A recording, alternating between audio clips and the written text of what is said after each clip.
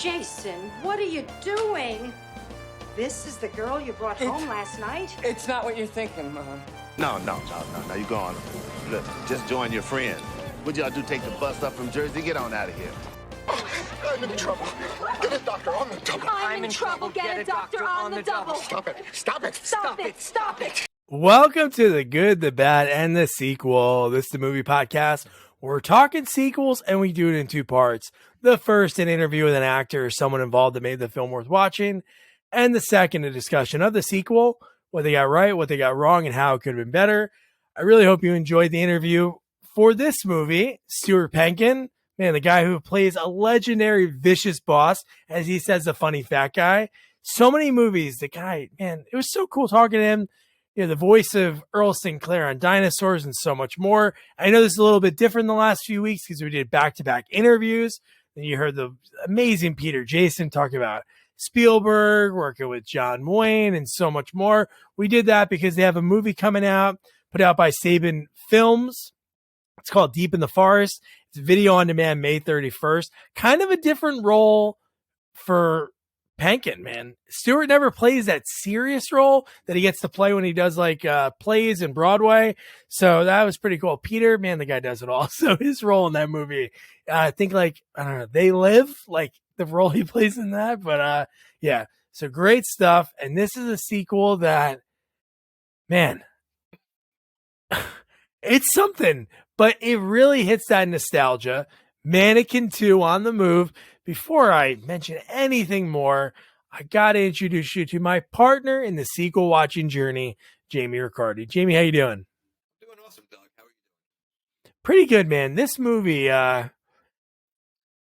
don't know. It just encompasses. I'm not going to sit here and say it's a great movie or what have you, but it captures that essence of the movies that I love. You know, I wanted to come in here and say I hated the movie, you know, and the first 5 minutes and the storyline of how it, because I saw this a long time ago, haven't seen it in a long time, and I'm like, you know what? Oh, I'm going to hate this movie as it's going through. But as the movie goes on, I'm glad you said that. It is nostalgia. It is totally like, you know, the typical movies that we used to love in the 80s and early 90s. And at the end, you know what? The actors in the movie do such a great job with a terrible script. Like, I think the script is not great, but yeah. I mean, Pankin plays his typical role in every movie, and he just such that smart ass, bossy kind of like manager he does all the time. And Kiser crushes it. I mean, I was laughing at Kiser throughout. I mean, I did laugh a few times at him. I mean, the whole mole thing, it was ridiculous. So, yeah, you know what? It was enjoyable. It was more enjoyable than I thought it would be. Yeah, that's what I mean. It has that, I don't know. I think there's something about these movies because I think it's like this phrase that I think we mentioned so many times. The movie like moved. Like while you're watching it, there's not one scene in this movie that I felt like, okay, this is too long. Because you had like the Meshach Taylor, you know, the Hollywood scenes when he's playing different people. And no, this movie was fun. And there's a lot of questions I do have. A huge one that really I don't think there's an answer to because they confuse you about Terry Kiser's role. Well, I mean, I love his accent, but he does sound Italian. There's one point in the movie he does sound like Italian. You know what I'm talking about? Yeah. When he's on the stairs and everything else, he came out like Italian. I'm like, I go, where's he from now? Because I got confused. But yes, we'll definitely get into that. And, you know, I just have a question because I haven't seen Mannequin in a long time. So this is obviously in the same universe as the first movie. It's right? The same mall. It's the same everything. Okay, yeah. So same department store. Department store, same. Obviously, Hollywood the same. So are these mannequin, are these princesses or whatever? Are they related to any at all? Are they? Well, one is from Egypt. Somehow Kim Cattrall, who is a white mannequin, was in the Egyptian times. Okay, all right. And now, how did she turn alive? How did she become alive? See, that is just she turns alive because true love. So sort of the same thing, not the necklace thing, which. Yeah, but wait.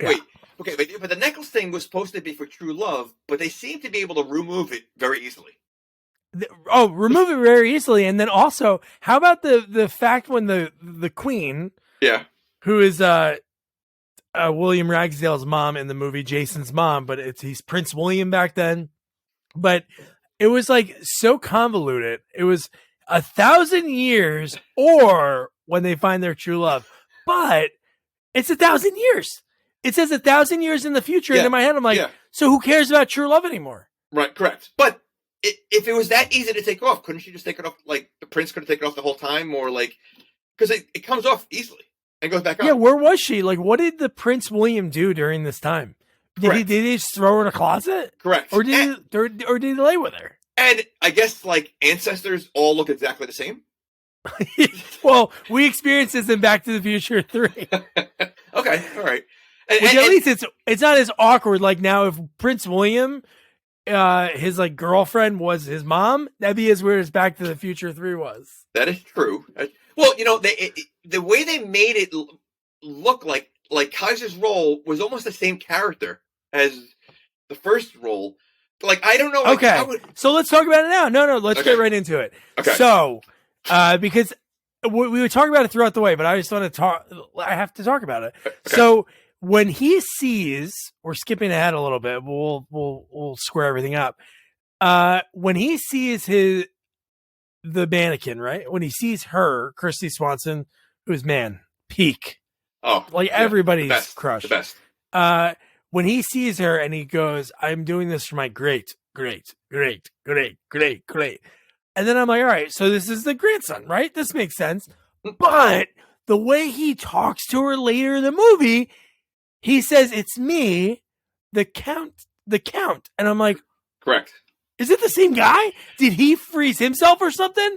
Correct. That's it. It just didn't see something seemed off. Like, and not for nothing, he had way too much information about the entire. Like, was it just constantly passed down? I mean, you know, they didn't have writing back then, right? Or they didn't look like, you know, whatever. So, like, it just seemed weird. It just didn't seem to make sense. And so not only was the count in the same area, but the prince happened to be related to what's his face? So, like, what's his name? The main character, Jason. Okay, so is he a prince? Like, isn't he royalty then at this point? Because he looks exactly like the prince does. Exactly, and they don't address that. They don't address that at all. No, or the mom. The mom is his mom. The queen is his mom. So that's always made no sense. Jason, and 1,000 years ago, where the names Jason and Jesse, like before we were just talking about, I was talking about like naming, you know, finding a name for our son that's due in July. It's hard to pick names, but I don't think I'm not Jason, William probably, but Jesse, 1,000 years ago? Jesse James? Maybe. All right, there goes that theory. Yeah, because Jesse James wasn't a big name in historical figures. He was popular, but you wouldn't name it. And you'd be like, honey, you know what? Let me name after this bank robbery murderer. Well, that was before the Old West anyway. It was, yeah. So this is probably like so there you go. 1890. Okay, so Jesse. Oh wait, was what am I talking about? No, it's 1,000 years. So this is 990 is the year. All right, so Jesse wasn't. There you go. You're back to your theory. yeah. I don't think Jesse was a name back then. But yeah, you know, it was just when I first saw the first scene. That's when I was like, oh, I don't remember this, but like, it almost looked like a play, like the town was putting on a play at the local playhouse, and that's what the first scene looked like. It was just very, very corny, but like I said, as the movie goes on, I'm like, you know what, it's enjoyable. So that's what I was thinking too, because I think the one part about the first part that I loved was Terry Kiser, like his character, because it seemed like he wanted to marry her, and it seemed like the queen wanted him to marry her. So that's what made no sense, because he, I don't know, he puts the necklace on her. He does. Okay. So he cursed that necklace, correct? For her. Okay. So why would it turn anyone else into a mannequin after 1,000 years? Like, if it's 1,000 years or falling in love, wouldn't the curse end? That's what I mean. Yes, it would end, and she Right. should just wake up. Correct. Or does it reset with the next person? So like after someone else put it on, now it's all right. We got to wait another 1,000 years. Yeah, Meshach Taylor, Hollywood is stuck for 1,000 years. No, you're right. No, it should. That's what it was so weird about that weird caveat when she's like 1,000 years or true love, and I'm just like, wait, they are in love. So wouldn't that just right away stop? Because he loves her, she loves him. So as soon as the necklace goes on, wouldn't that break the spell? Yeah, but was it real love? I mean, he only's known her for a day. Okay. So there's my other question. Did this all take place in 2 days? Oh, the movie? Yeah. Oh, once she comes to, once we get into present day, Once we get, well, obviously 1,000 years is more than just 2 days. That is, yeah. Okay. So, but once she gets to, is it New York or look? They made it Philadelphia. Look like, okay, Philadelphia. It is the entire movie takes place in 2 days. Pretty much, yeah, because he starts the job in the morning. She sleeps over that night. Yeah, and then the next day. Yeah. Okay. Look at that. It seems like a lot going on in 2 days. Yeah. And is it a department store or is it a mall? It's a department store. Do department stores normally put on a massive production like that? I don't understand that. I like, how can there must have been other ideas. The fact that they landed on like a Broadway show? Literally, the backdrop and like everything, like it was like a Broadway stage. Yeah. And they're going to spend money on this artifact, which is you got how much you think that mannequin was? It was probably super expensive. Not a lot. Well, according to, if you remember what the Count said, he said, we're doing this so we can get more tourism because last year we made $52. And after this, we hope to make 3 figures. That's right. I forgot about that. All right. Oh my God. All right. So but I did like the swordsman scene was pretty funny when how about the one guy which is weird that he wasn't somebody later in the movie, the guy that had like the horns on his helmet, and he's like, come on, let's go, Prince William. And he slashes both of them. And then he actually stabs the guy in the foot. Now that was a Viking helmet, right? Yeah. So why is he wearing a Viking helmet? In a German-like country. In a German country, a Viking helmet. Where they speak perfect English. Perfect English, and the helmet and the horns are made of rubber. Yeah. Okay. And Terry Kiser's name is Spreadsel. Which no one could pronounce the entire movie, right? Yeah. Pretty much. But isn't that funny? He's the only one with an accent, and they're all in that country. Because obviously the Queen has been there a while. William was born there. Perfect English. Well, so where'd the 3 bodybuilders come from? You mean the German Three Stooges? Yeah, because the German Three Stooges. Again, as corny as they were, I laughed a few times with them. Oh, dude, yes, they were funny. They were funny. Like again, the storyline is so stupid. The Count is an idiot. Like really, it's like he almost reminded me of Snidely Whiplash. I think the cartoon, right? Like well, he had Snidely is he's a dog. He's a dog. Yeah. Duke Dastardly, right? Dastardly, right. So like he reminded me of like the old school cartoons, a Hanna-Barbera cartoon villain that would tie the princess to the railroad tracks before that's the character he was playing. And he nailed it. He really did. He really did. He's so great in so much, man. I would love to talk to him one day. Just because, I don't know, I just think the guy he plays every role, he chews up the scenery. Like, he gives 150%. And I can even see, like, in this movie, they're like, okay, guys, we're not going to do any accents. And he's like, sure. And then action. And they're like, what the fuck's he doing? His accent is so over the top. It's so funny because it is so over the top. And I wonder, it'd be great if that whole mole thing wasn't part of his costume. He just put it on before they started shooting. So I would love that. Because if that was the case, I mean, like, cause obviously that was a running joke like throughout the whole movie. But when he first arrives with it, I'm like I wasn't sure if they were gonna address it. I just thought it was part of his costume. But the fact that they were really addressing it was amazing. Yeah. So then we get Philadelphia a few days later after we talked about when you saw the Count say great grandfather. And so it's Philadelphia a few days later. William Ragsdale, Fright Night 2. God, I love that guy. I think he's so great in this movie because it's funny. His mom runs a video dating service, which is, dude, entirely creepy because it's not as creepy. It's dating now. Just it's nowadays on like an app. It's more convenient. But she hands Pankin that book later in the movie and goes, "Oh, here," and he's looking through the girls' profiles. Well, is it less creepy than the fact that he's living with his mom, who's still making him sandwiches? Who Ragsdale looks like he's in his 20s in this movie. Like he's out of high school. I don't think he's in high school. I was thinking he was just out of college because his job was he was a junior associate, like an entry level. That's what I mean. Guy. So he's out of college and his mom's running into the street to give him his bagged lunch. I'll do that when my daughter's 22 and she's going to work. I felt like, you know, and unfortunately sometimes you see this, you know, when like the spouse passes away and it's only the mom and the son and, you know, like she's alone. So she babies the kid a little bit, you know, I don't know. He just seemed like it seemed like a mama's boy. like she could not let him go kind of thing. That's what it was. Yeah. But his character, it was very Munchie Strikes Back X.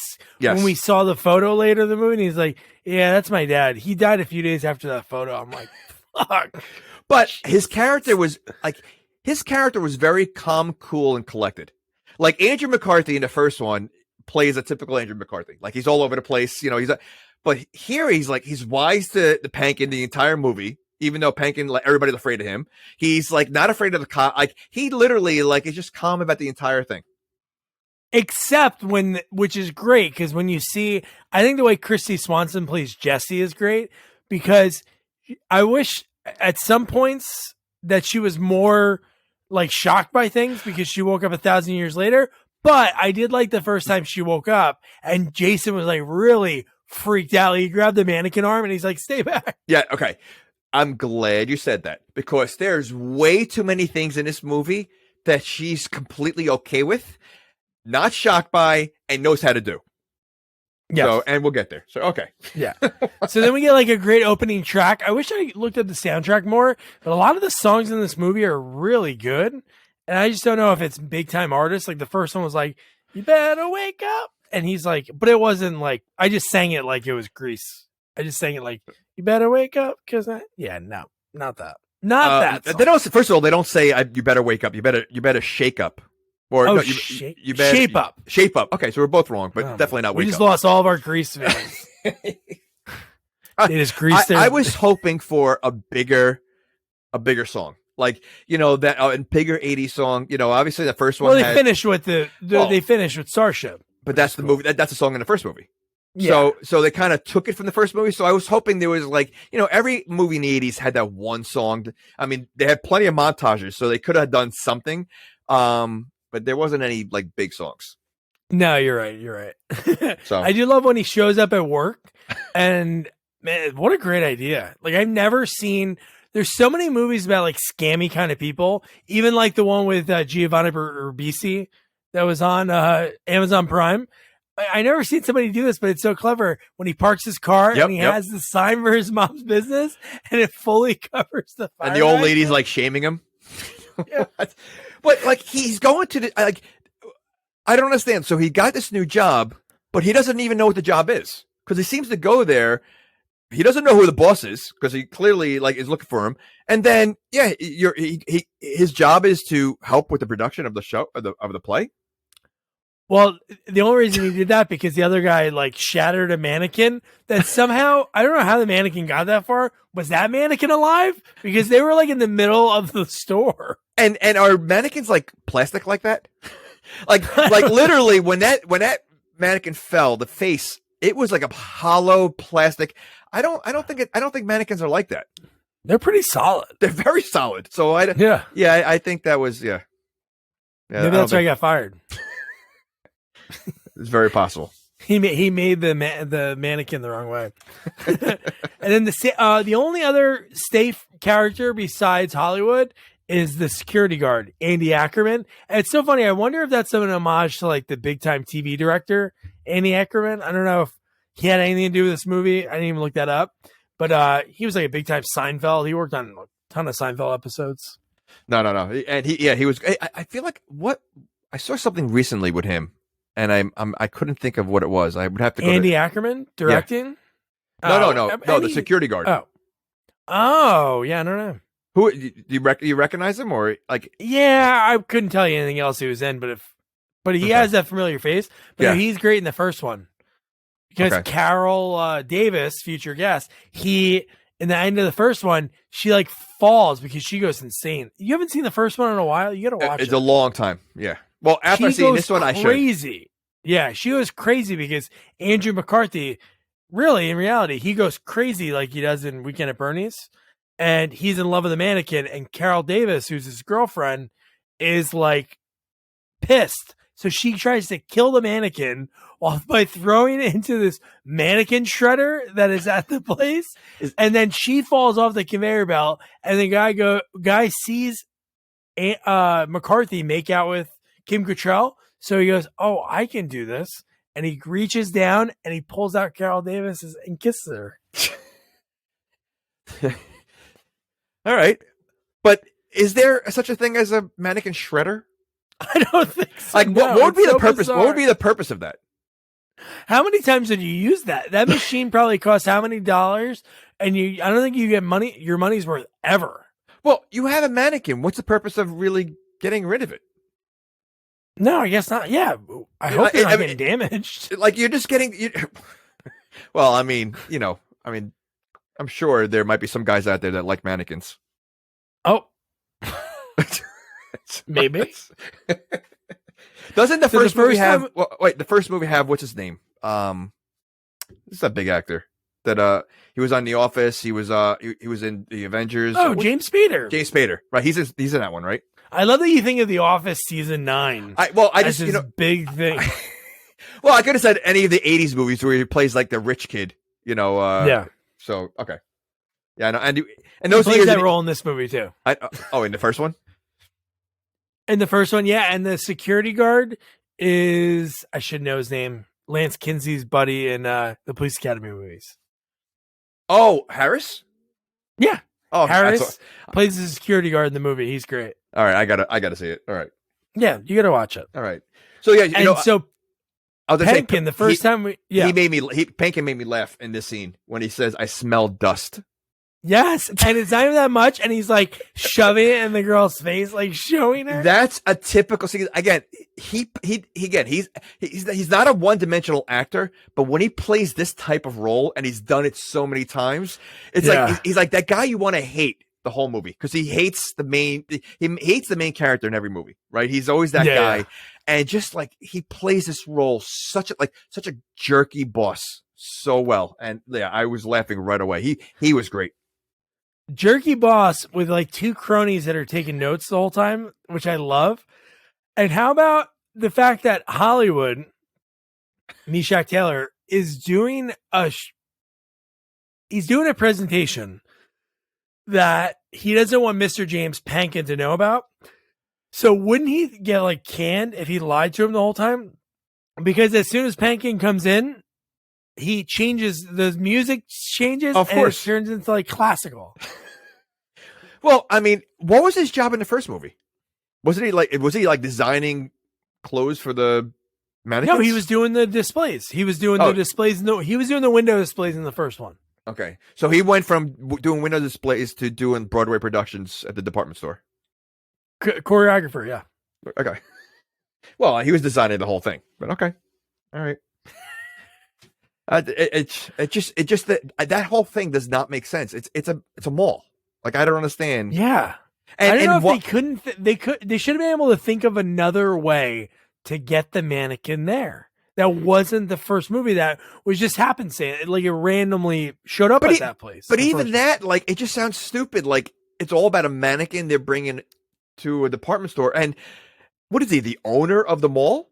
Like he walks around like why like I don't think the owner would spend that much time at the mall as he does, right? So he's probably just a manager. He's just like he's probably like the GM. Yeah, like so he's probably GM. like the power trip manager who thinks he's like the owner of the store. Definitely on a power trip. And speaking of power trips and people are very aggressive, how about the perfume girl? How long has she knew Jason for like 7 seconds, and she was like she was very aggressive. Extremely aggressive. And yeah. Like uncomfortable. Like I would talk to HR aggressive that like she's openly aggressive. Like it's not even like, talking to him like in front of other people aggressive, Yeah. Well, I got news to you. I think the security guard is just as aggressive. So, I mean, he's very creepy. Yeah, dude, he's so creepy with her too.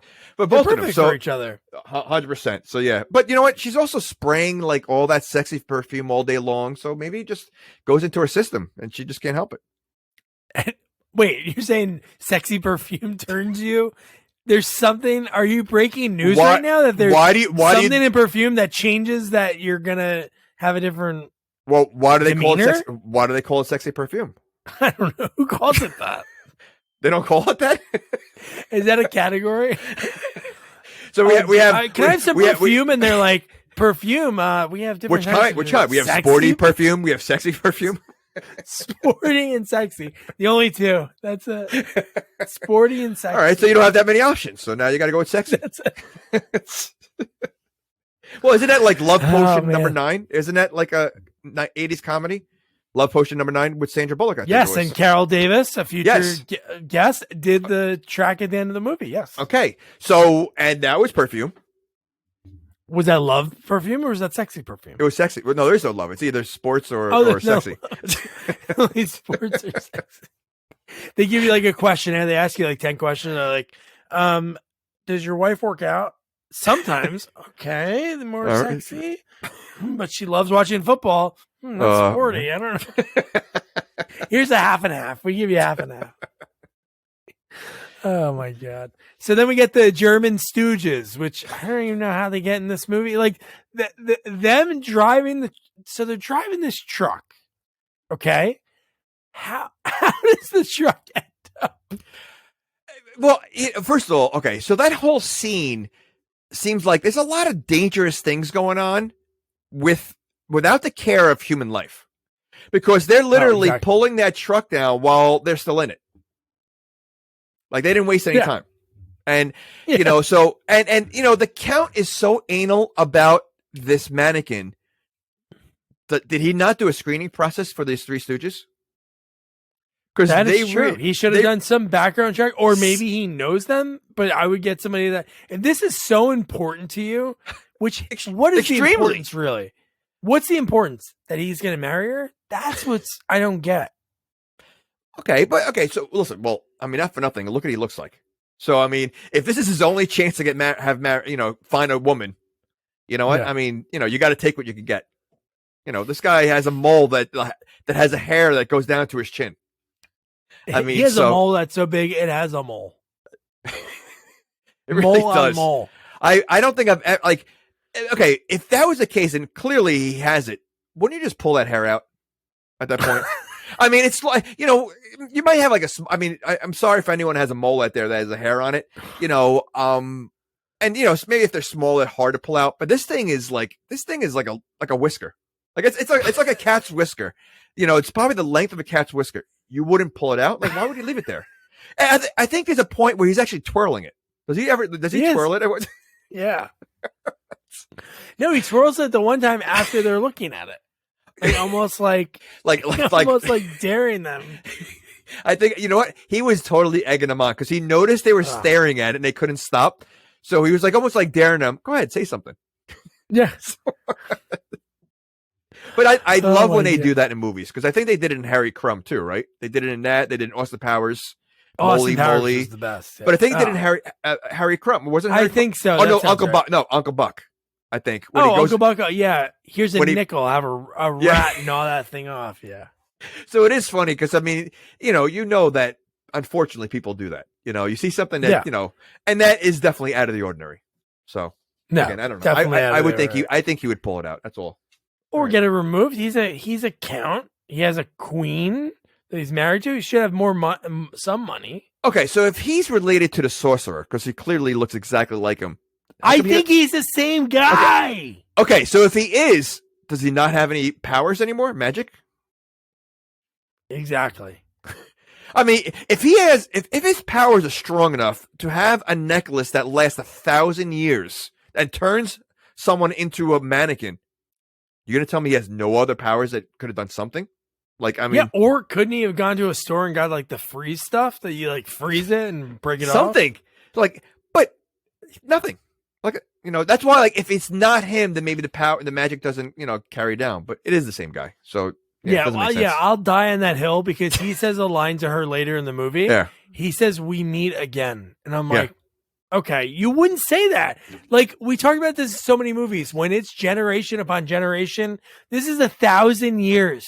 After, like, the game of telephone, you get to, like, the 7th one, the guy's talking about, like, oh, yeah, and then I took on the whole army.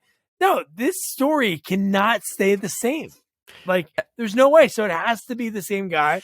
He had to, like, freeze himself in the same way. And somehow the museum, or it's not even, is it a museum? It's just the same castle that it's the same castle that they turned into a museum. But is that the castle that the Count lives in?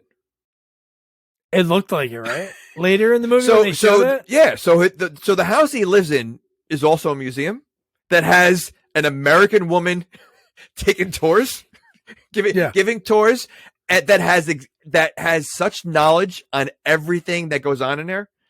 Even later on, somehow all the information is already in that display. You know what's funny? I forgot about that. The girl giving the tours was American too. Yeah. So where is this country? And where is she getting all the information about the exhibit later on in the movie? Yeah. Like as if it's been there forever. Because clearly it was only 2 days. Yeah, it was. Oh man. So then you have Hollywood in his pink Cadillac driving with Jason. They go and they're because Pankin goes, Mr. James says, go get the mannequin, it's on its way. Oh no, didn't they get a phone call that was hanging off the bridge, right? They got a phone. Well, so no. Well, yeah. I don't know if they got a phone call that was hanging off the bridge. She got a phone call like the truck is in trouble or something. Because the minute, and I did laugh at this, as soon as Hollywood saw the truck, he did like a scream.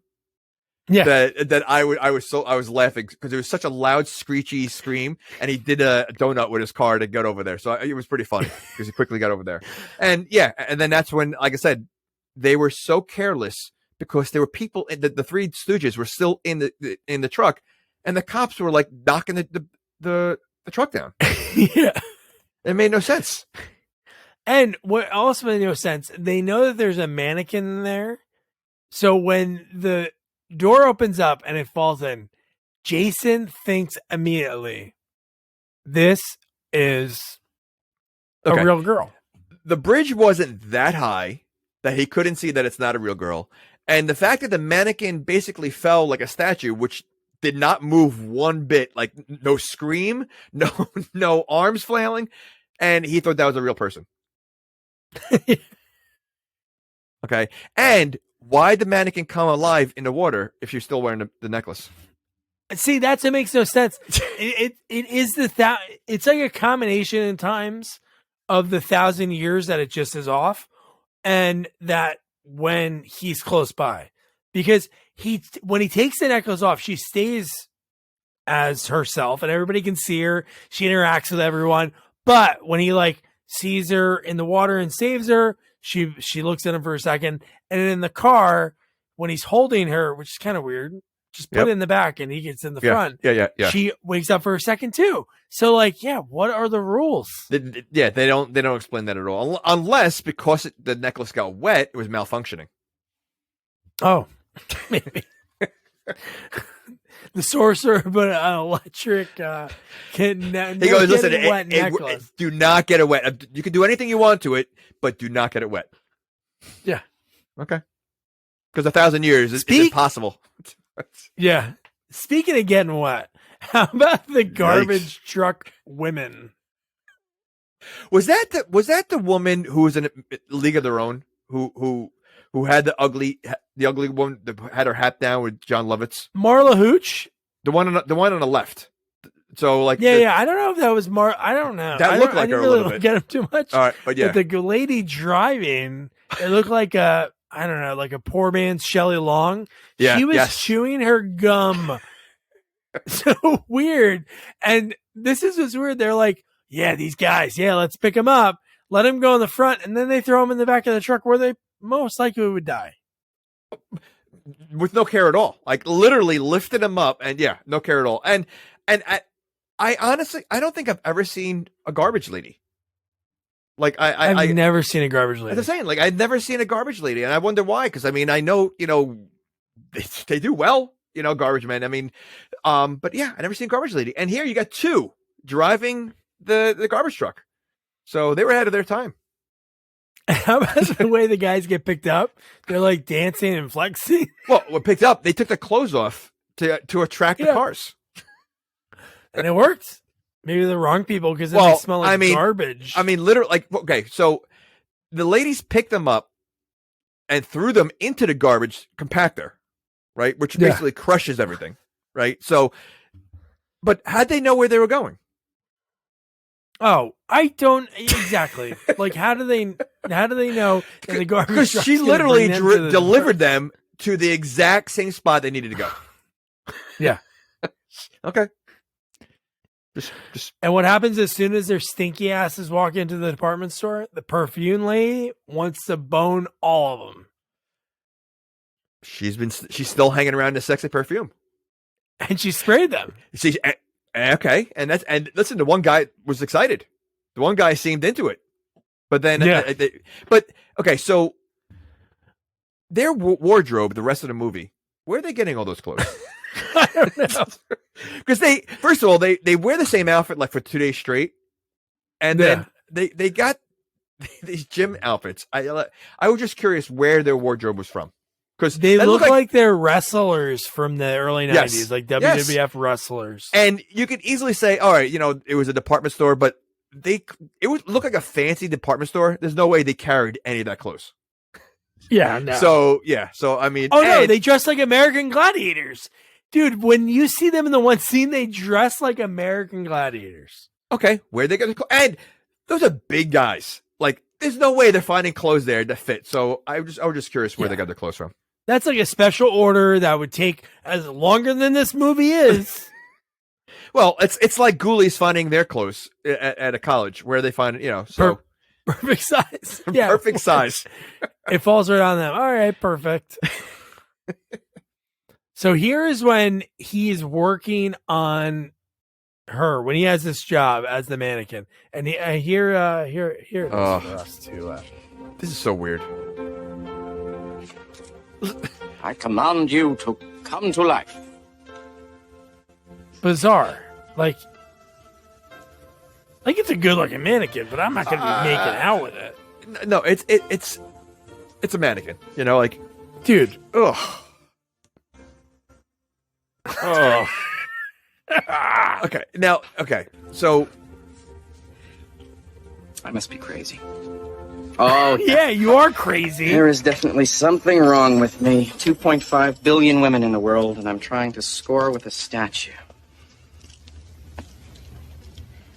But man, that's peak. Yeah. Gesundheit. Dankeschön. You're welcome. Whoa! See, that's My prince. he's so good at that. Why are you running? Solid. Yeah. Why are you moving? Why? Okay. Like, that's great. But do you think people actually do that are like around mannequins all day long? Like, do you like, what was it? Kiser later on almost wanted to touch the mannequin's chest. Like, he was looking at the mannequin's chest before.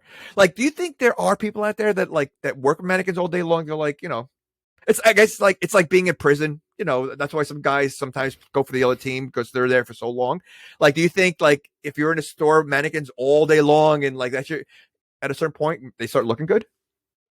Well, if you work at McDonald's and you work the fry line, You're gonna taste the fry every now Wait, and then. You're comparing kissing a mannequin to eating a fry? Well, it's against the rules, so you don't want to break the rules. But no, dude, people are in some weird shit. Wait a second. I would say that's Wait a second. So you're saying not that it forget the. So you're saying it's just a store rule, not like a disturbing like life taboo. It's more of like you're breaking the rule of the store. If it wasn't in the store, then it'd be okay. Yeah, if you're doing that at home, it's fine. Do you think? Okay, Pankin only cares if you're breaking a mannequin. Okay, so let me ask you. So you know how they always say like George Washington's wooden teeth, like the first dentures were wooden. Do you think the first blow up doll was like a mannequin? Oh yeah, no, it's probably like a bale of hay with a hole in it. Wait a second. You're saying you think a bale of hay is what got people turned on back in the day? I don't know if it get you. I don't think a blow up doll gets you turned on, but I guess no. But I mean, it's better than a bale of hay. Like it looks nothing like a human. Have you ever been with a bale of hay? Well, I wouldn't be talking then. Have you? No, hay's for horse. Have you ever tried hay? I actually put a piece of hay in my mouth, and really? I was just curious, like how horses just could eat it. I don't know. They eat it like it's the best steak in the world. It is the worst tasting thing. It's so dry and hard. I don't know how they eat it. Well, I think you ever see it like when a horse is just slobbering everywhere and they have like so much liquid. So maybe it like wettens it and makes it like noodles. I don't know. So you're saying like if you slobber a lot, someone that's constantly spitting when they're talking, they should just eat hay. Eat hay. Okay, it's probably good for you. Look at a horse. You ever see a fat horse? You see, Matt, they poop every time they're and they poop while they're walking.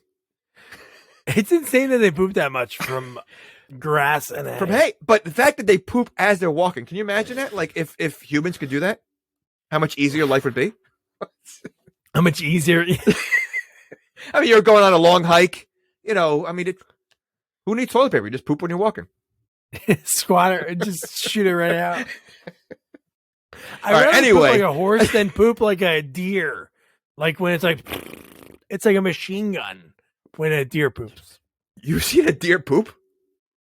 Well, I see it in my backyard. It's like so many little pebbles. It looks like Raisinets. It looks like somebody dumped a box of Raisinets.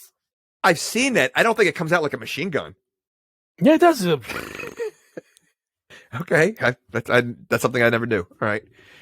Anyway, I think there are people that, as weird as it is, like the new guy coming in to working for the mannequin, the new guy is going to probably try to cop a feel, and maybe make a joke out of it, like, hey, but he probably is like, wow, that feels pretty good. Yeah, or maybe the new guy doesn't even think about it, and then they just put it in they put that bug in his ear. They're like, hey, it's something we have to say. It's one of those things we have to say. We know you're not going to do it, but just don't kiss the mannequins. And then the guy's like, wheels are turning. I didn't even think about kissing the mannequin. Oh, maybe I should kiss the mannequin. Oh, that is so weird. That is weird.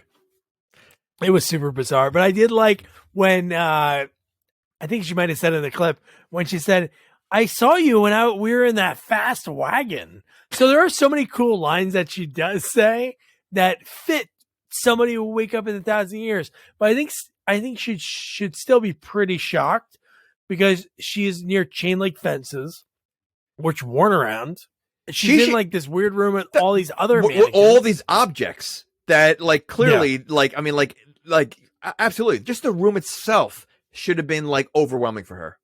Because everything had to be like alien to her. So like, yeah. But like I said, the rest of the movie, she's doing things that as if like she's been doing it her whole life. So she doesn't seem shocked at all with most things. Well, it's crazy how great the sorcerer's spell was because she thinks it's later that day. We were together this morning.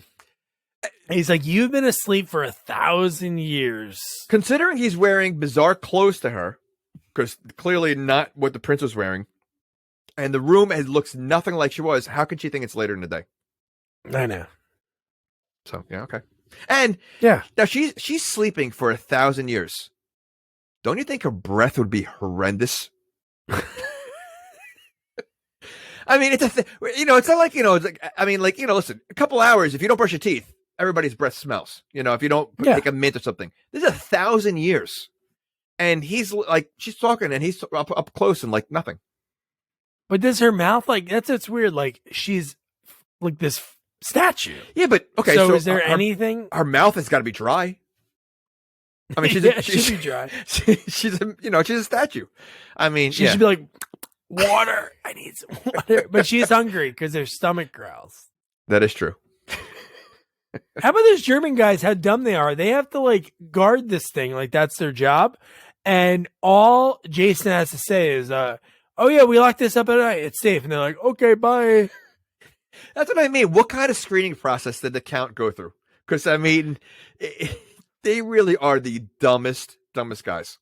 Well, he only made $52 off tourism, so maybe he couldn't afford the background check. That's what it has to be. Like that is true. I mean, listen, if he can't make, well, you don't know how much money it costs in his little village.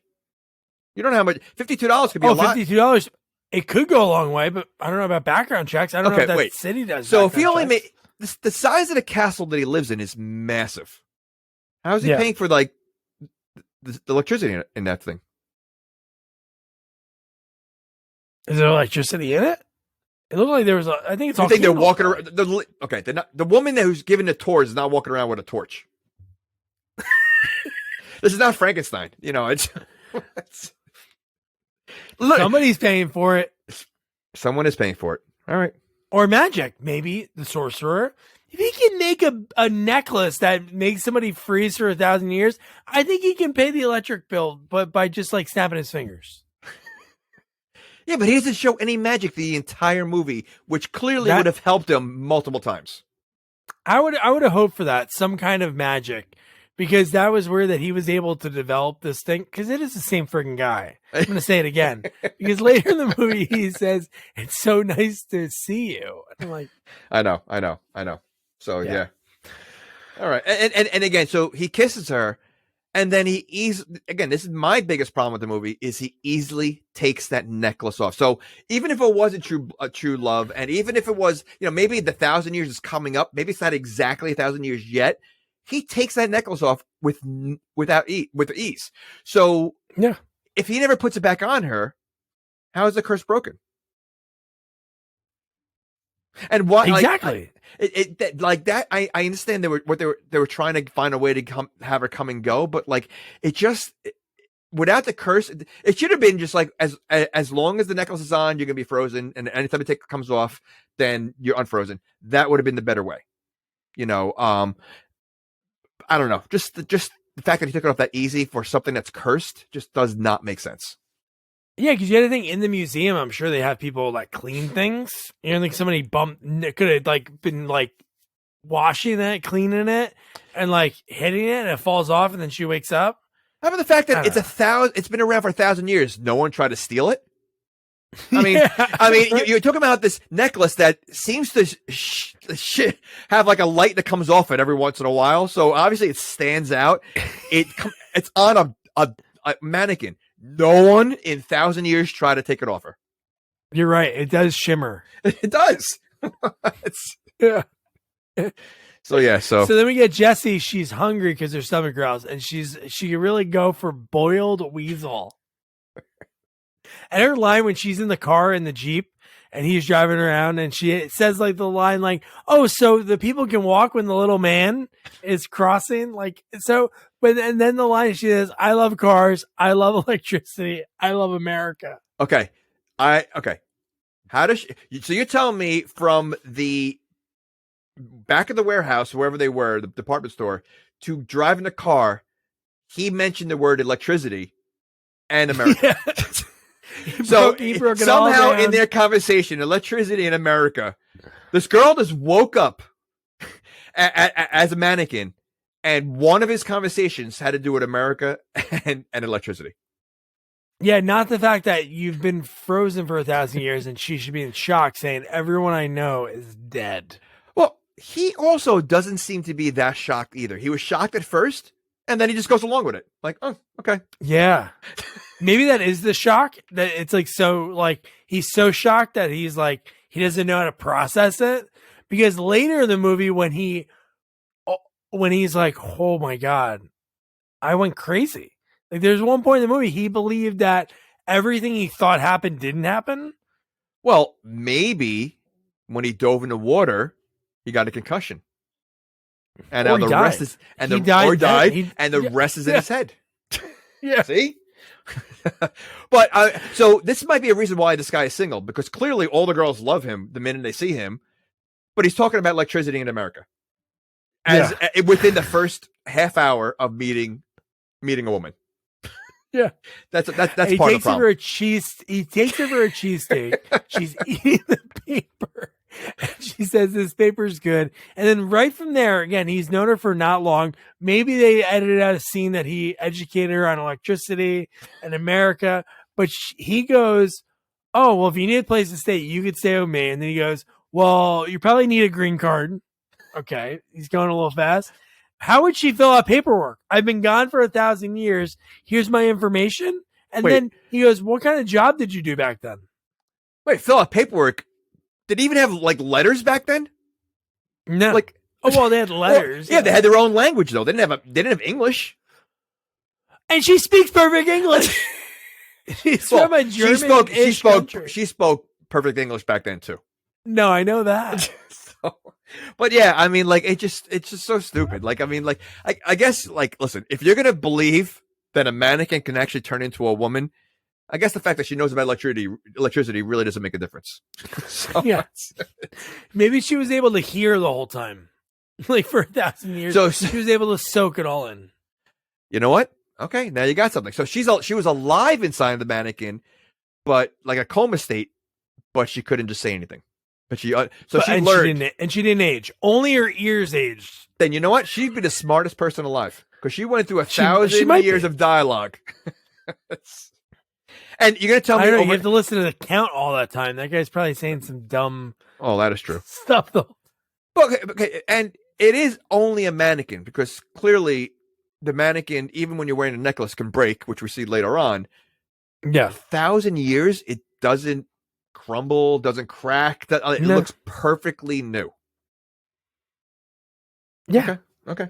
Which makes no sense. The fact that the necklace turns her into something that is I know but again, I unless like the magic power makes it stronger, but at the end it crumbles. So you know, it doesn't make sense that. So that crumbles in a matter of 5 minutes, but this one lasts 1,000 years, and that's okay. Or it crumbles because that's exactly 1,000 years, because it was 1,000 years or true love. So maybe that was the 1,000-year timer that went off, and it broke for good. Yeah, but it broke the person too. Like if it was 1,000 years or not, then once 1,000 years is over, you would think like the person would come out of the mannequin would break off like a shell. Or it's like a hot potato who's ever wearing it in 1,000 years is dunzo. I think whoever wears it last, the 1,000 years starts all over again. Like, like almost like she should almost like hold on to it. Don't take it off. I don't want to start all over again. And imagine, all right, we got another 1,000 years. All right, yeah. She keeps tacking on 1,000 years every time. Jason takes it off and puts it back on. Yeah. I'll tell you though, she looks good for her age. He was so funny. Like their chemistry was great. But I love when she's like, "Are you?" I forgot which phrase she said. She was like, "Are you taken by someone?" Like some fancy old timey non-German phrase, whatever she said. Yeah. And he goes, "Yeah, I am with someone." And the horse, because this is Harriet. This is the horse. But he was funny, man. This guy's so good. He is. He plays that role great. I mean, and again, you know what? She's seeing cars speeding all over the place. That alone should have freaked her out. Yeah. Like it's like if we went in the future and we see like flying spaceships all over the place. That would be freaky. You know, I can't imagine waking up 1,000 years in the future with the spaceships all over the place and just acting like, wow, look at those flying cars. This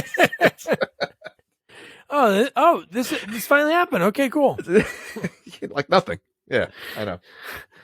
But in the future, maybe they can walk and poop like horses. So maybe that is true. Okay. All right. We have that to look forward to if we get frozen by a magical necklace from a guy named the Count. Maybe. Well, doesn't she go to the bathroom at this point and she puts on lipstick for the first time?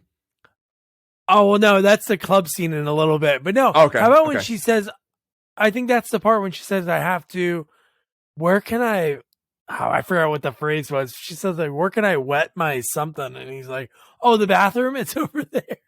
But he peeps on her because he goes into the women's bathroom checking on her, which was kind of weird. And not only does he peep, because when he looks in, she's near the sinks, which is like straight ahead, and he looks to the right, like where a girl's probably going potty. Yeah, he of like course. makes this weird look, like, hey, let me see what's going on over there.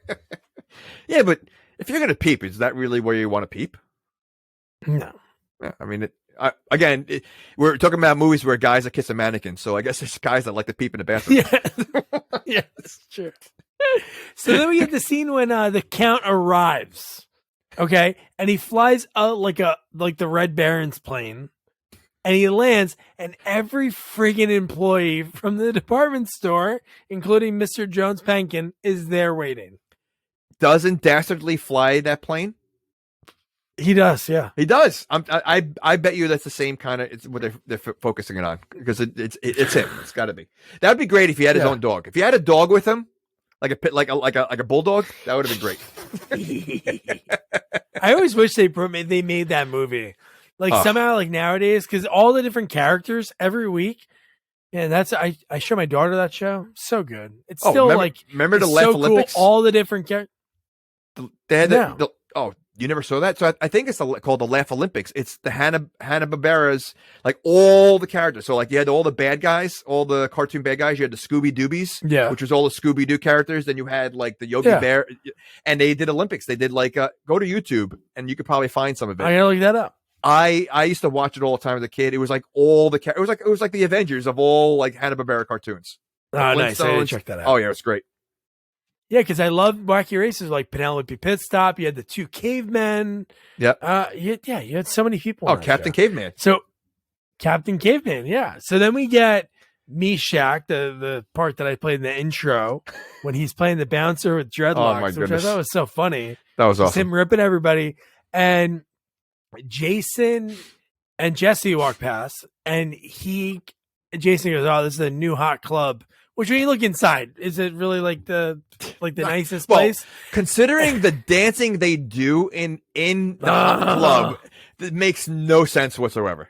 It was like a prom. It looked like a prom. Oh, yes. But he's Ridiculous. like, "Oh, I can't get. I've been trying to get in here for weeks." Because like you wait in line and then you get roasted by the bouncer if you're allowed to come in or not. I'd be pissed. I would never go back to that place. But he really likes the way Jesse looks. Yeah, but he lets some women in and some guys that were with the women he didn't let in. So why did he let Jesse in? Oh, why he let Jason in with Jesse? Yeah. I don't know. Maybe he was like, man, Jesse's the hottest thing that's going to walk in here. So at least bring her man in. And how about when he's inside, there's two girls that might have never like batted an eye to him ever. And then they're like all over him just because he's with Jesse. Well, why don't you think they would bat an eye? The woman with the sexy perfume was all over him in 2 minutes.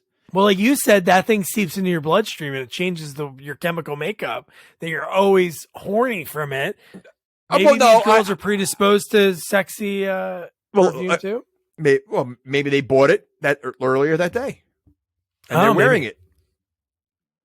Someone's buying it. And it just attracts them to Jason. That's it. No other man. Isn't that Love Potion number 9? No, it's the same thing. It is, yeah. So, but the dancing, like, first of all, the beginning dancing. So, like, when he asked her to dance, or she asked him to dance? Wait here. So here's that. Oh, you had it. Okay, all right, good. You had it. Yeah. Okay. Hello, you. Hello. Of course. Are you a general? I'm a notary public. You want to dance, baby? I already have a man. I'm a notary public. You want to dance, baby? I don't know what he's doing, but he's believing it. Oh, he's in it. And nobody else is dancing like that. No one. No one's dancing. First of all, he's not even dancing to the rhythm of the music. Like everybody seems to be moving to the music. It does not go with the music at all. It almost reminds me of what movie was it? Crispin Glover? Yes. Yeah. Who does that? In Final Chapter? Yeah. I don't know what he's doing. The head thing? He doesn't have long hair. What's he doing? Dancing. That's not dancing. And then I didn't have the whole part of it, but the fact that she starts dancing like this fancy thing, like Princess Wave, and within seconds, a girl is like mimicking her. And again, this is the hottest club in town. If that's listen, maybe I've never been to the hottest club in town, but if that's what goes on in the hottest club in town, I don't want to go. Yeah. I don't want to go either. It's not, and if you told me, you know, like, listen, this club is the hottest, like you can't, I would never think that would go on in the hottest club in town. So, you know. But I love how like 2 people follow her, 3 people follow her, then the whole place, and then the music changes. Does the DJ stop that song he was playing and goes, "Oh, she's dancing old classical 1,000 years ago." You think, yeah, you know what? The music literally changes the second she starts dancing.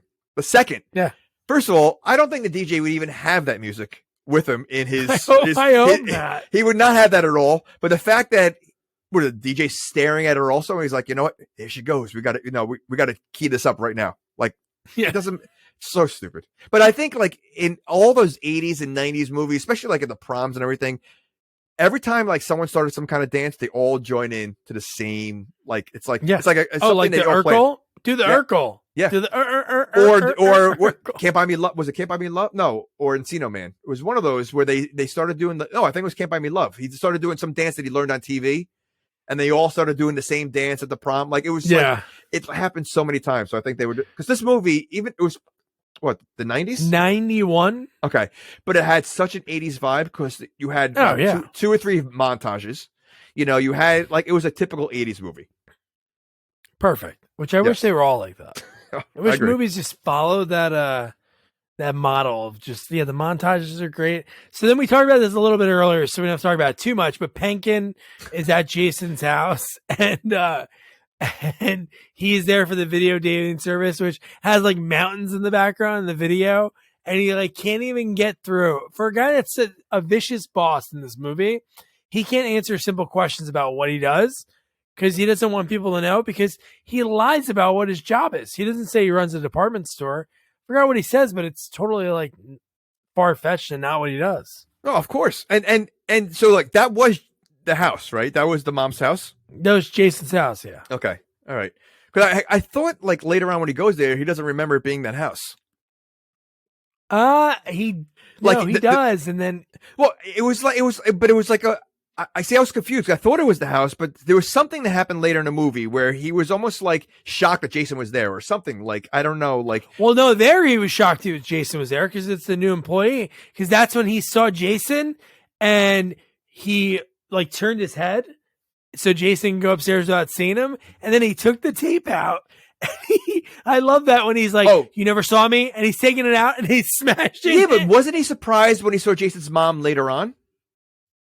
At the house? No. There was something. I guess he was sort of surprised, but he was more like, "Oh shit, I got to pretend that I've never met this lady." Okay, all right. Because I was like, I was a little confused. I was like, I wasn't sure, but yeah, that was pretty funny that when he saw him, he's trying to sneak out and he's pulling the tape. Oh, dude, when he's pulling the tape and looking at her eye contact, he's like, "You never saw me," and even though he pulled the tape out, he's smashing the tape on the doorway. No, he was awesome. He did such a great job. God, and then I got another clip of the weirdest scene ever the next morning after like she sleeps over and dude, this whole like the breakfast. Oh yeah. Okay. She's never used a bubble bath. I wrote that down. I wrote that down. And we talked about this. The same music. And we talked about this. The fact that dancing, I forget what movie it was, but dancing while you're cooking. No one does that. Yeah. And you see it in movies all the time. I don't get what that thing is. Yeah. And what's he doing? Like, you know what's funny? On this video on YouTube, because I said the same thing, like, who the hell would, like, put sausages in a microwave because it's not safe? Or in a toaster? And people were, oh yeah, I do that, like on the video, and I'm like, I couldn't imagine that. Wouldn't the grease get on the bottom of your thing and start a fire or something?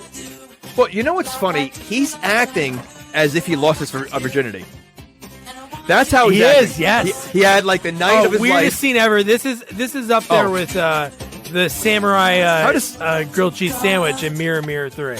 First of all, how disgusting is that? You use that to dust up crap, and then you're gonna. But that's how he's acting. And meanwhile, nothing happened with him. No, he slept on the couch. Yeah. So why is he acting like he lost his virginity? And no, wait. How do we find out? Because his mom point blank said, "Did you sleep with her?" Yeah, she didn't waste his any mom, time. don't ask me. And she goes, "Did you sleep with her?" Well, I mean, he's still living in the house. Mom's still doing everything. I mean, she first of all, she probably thinks like, was something wrong with my son. So the fact that he brings home she didn't even see the mannequin yet or whatever, Jesse yet, right? No, she knows thought there up was there. somebody with it. She knew somebody was there. Yeah, right. She didn't said, see "Who's them. in the bathroom?" You're right. Okay. All right.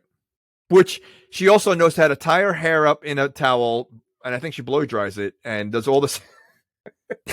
That is true. Okay.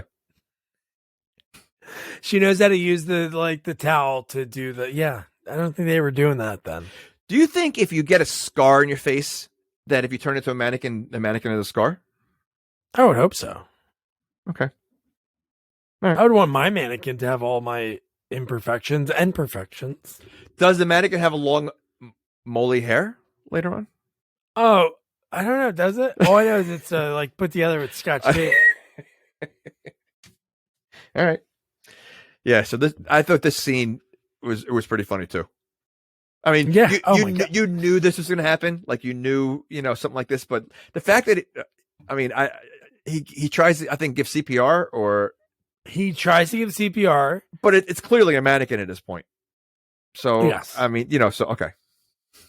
If you really think about it now, and you piece together like that, that's why I love when we talk about these movies. When you piece together that she goes, "Oh, who's in the bathroom?" So when she walks in her head, she's thinking there's a girl upstairs in the bathroom. There's a bubble bath, running water, and the son's making this breakfast. And then she walks in on him with a mannequin. So in her head, does she think "Oh, my creepy son went down to cook breakfast, threw his mannequin in a bubble bath"? I think she is. But you know what? I just thought of this. Where did the necklace come from? Where was it all this time? Oh, I guess he was holding on to it. I guess that's the only thing that could happen. Because, obviously she took it off. She clearly is not wearing it the whole, half hour. And it just happened to be sitting there? Yeah, and wouldn't he be smart enough, as soon as he sees her with it on, it's oh, that's what's different. What's different about it is when you came on. Exactly. Yeah. That's what I was thinking, the same thing. So, yeah, he's not a bright guy either. But, yeah, I was just thinking, where the heck did that necklace come from? Because they did not have it at all the whole time. No. So. No, and then they should have figured it out by now. You should have figured it out right away. Oh, I took this off. She woke up. It's back on. Yep. Yeah. Okay. Oh my gosh.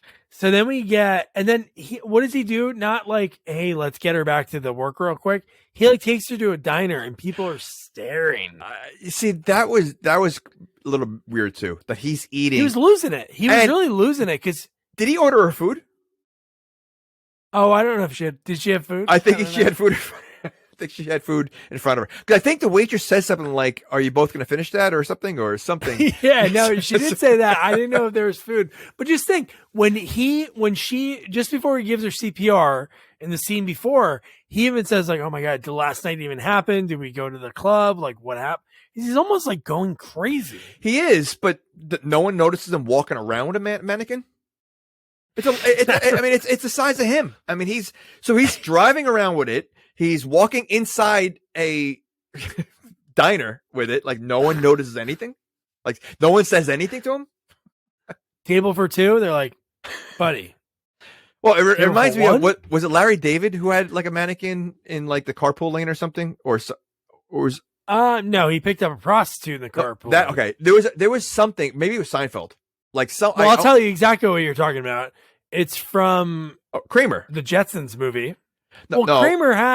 Kramer had the Elaine's dummy in her Yes, car. that's what I was thinking and of. used it to make the girl that was the receptionist as make her jealous. But in the Jetsons movie, the one that came out in the 90s, he had like a blow up passenger in order to get past. He had a blow up doll?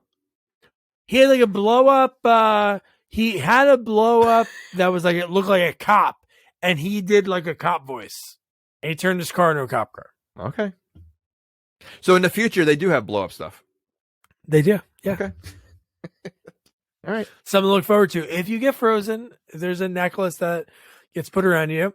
So then the Count he wants to see the peasant girl, and he gives Hollywood the business, and Hollywood gives her right back. He doesn't take anything from this Count. He says, "Come this way, your ass holiness."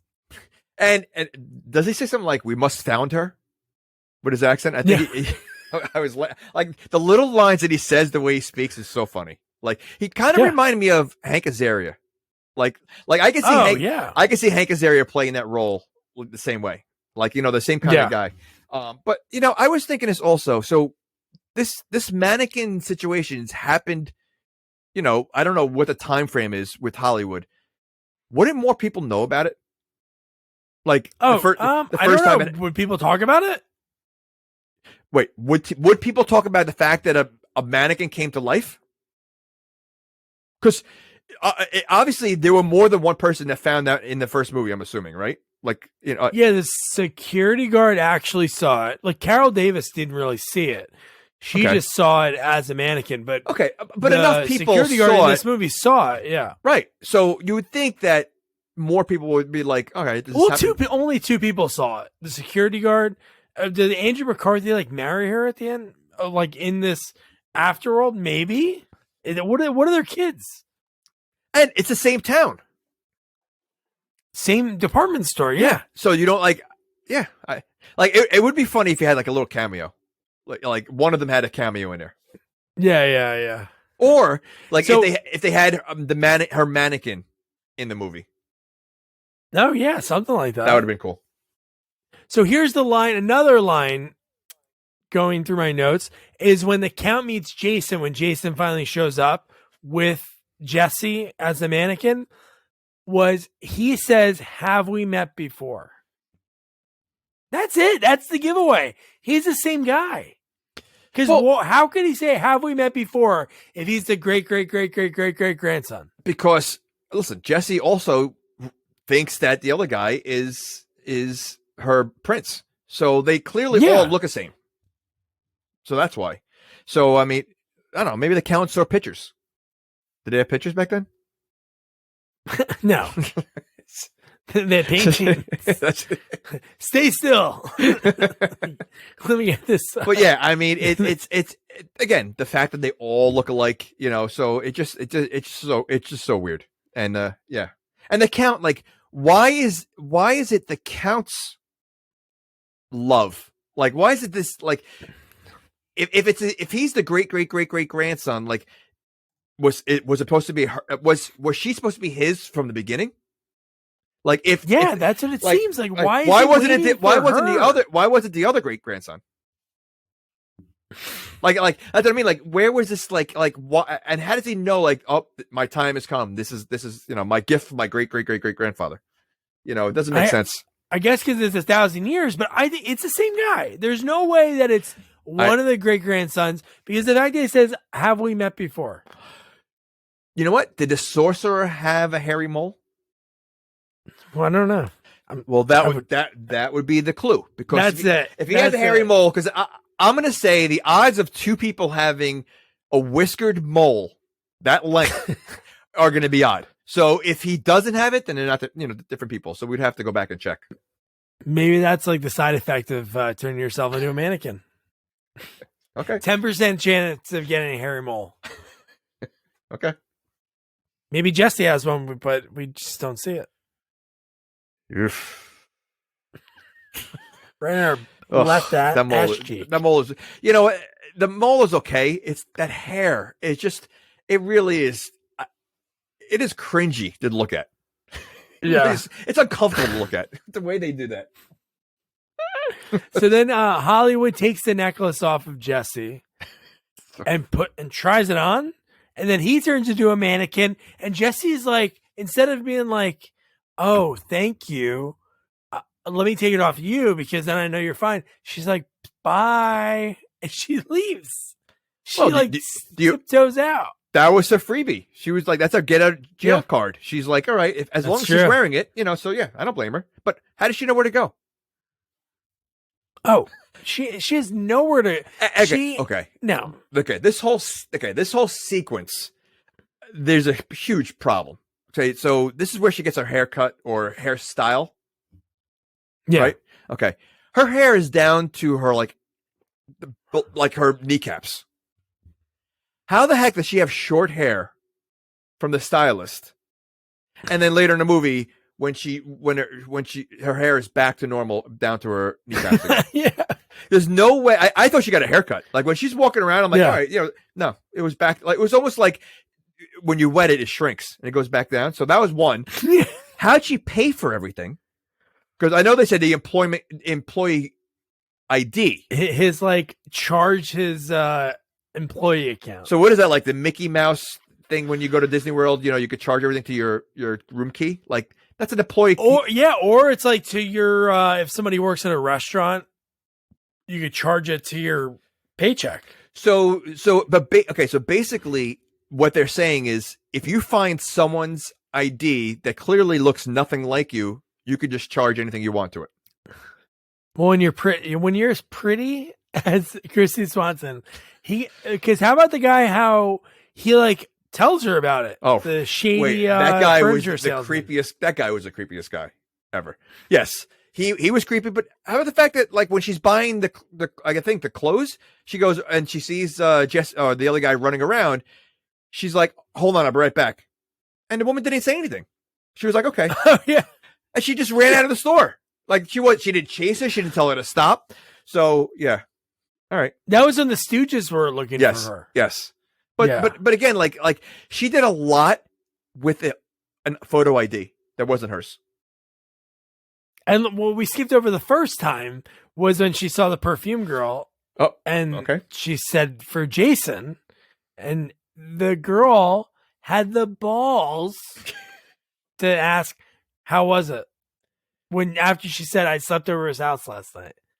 Well, there was obviously a little jealousy. You could see it. But yes, weird. They knew each other for 5 minutes and she's jealous. Listen, sexy perfume does a lot to you.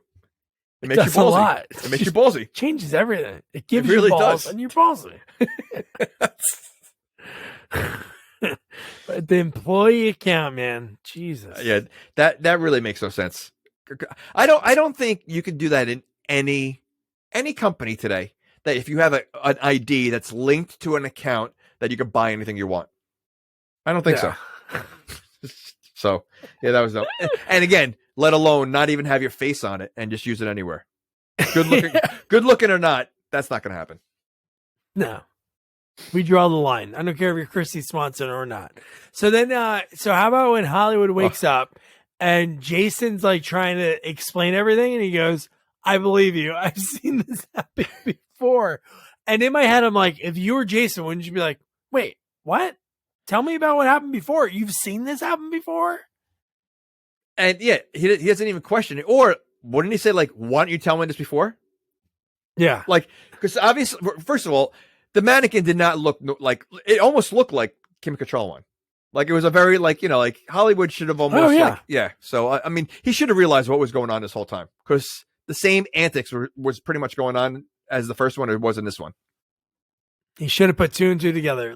In your lifetime, if you deal with one mannequin coming to life, 2 is coming. The minute he said she was alive in the water, he thought she was alive in the water, is when Hollywood should have said, "You know what? I've seen this before." So why did he stay quiet then and make the poor guy think he's going crazy? Yeah. He could have saved a lot of trouble this whole movie. Yeah. So another line that just makes me think that it's the same count. He says a line after the Stooges start chasing Jason, which is at the same time that Jesse's doing the clothes changing montage, which is So 80s classic staple. And Yep. then that's when she runs out. He goes, I know I knew him. It's Prince William. He says right. that line. I know. But again, yeah, right. But then why would Prince William still be around? If that's like in his mind, like he knows it's 1,000 years. So why, like, how the heck can Prince William be there? It just Maybe he thought that he froze himself. Yeah. So all of it makes no sense. It's so stupid. None of it. It really doesn't. But what does he do in the middle of a mall? He starts firing a crossbow at Hollywood and Jason. And then throwing flowered pots at them. You know what's funny? In my head, I go, oh, this is so funny. Nobody else is noticing these arrows getting shot because they shoot both of them and then they jump out of the way. Yep. And then when they start smashing the pots, in my head, I'm like, dude, if nobody else moves, I'm going to be pissed. But other people started jumping out of the way as soon as he was smashing them. But I'm like, how does nobody hear this arrow like hit in this huge open? I'm sure there's an echo in the mall. He's such a cartoon character. Like, you know, in this movie, it's so funny. And again, so that scene alone showed how big the mall is. It's not a department store. It's a mall. Yeah. So Pankin is the manager of the mall. Yeah. like, is there a mall manager? Like, I guess there has to be like a GM of like a mall that is in charge of everybody. I guess I don't. That's a lot. That's a lot of people to be in charge of. That's a lot of work. Yeah, it is a lot of work. People that he has. I would think there would be like sections. Like, all right, there's a manager for like the, you know, the department stores, and a manager for the food court, and there's a manager like, you know, I can't imagine one manager for the entire mall. What? Maybe that's why he had those two cronies. Maybe they were like going to take over the different departments or something. But how about another New Jersey burn in this movie? Because when she goes, what kind of fabric is this made of? And the girl goes, polyester. She goes, oh, what plant is that from? And the sales girl says, the one from New Jersey. Why is that a bird? One. Why is that a Because bird? polyester's plastic. Nobody likes Nobody says, oh, I'll take the polyester. We just lost every single fan that enjoys wearing polyester. Yeah.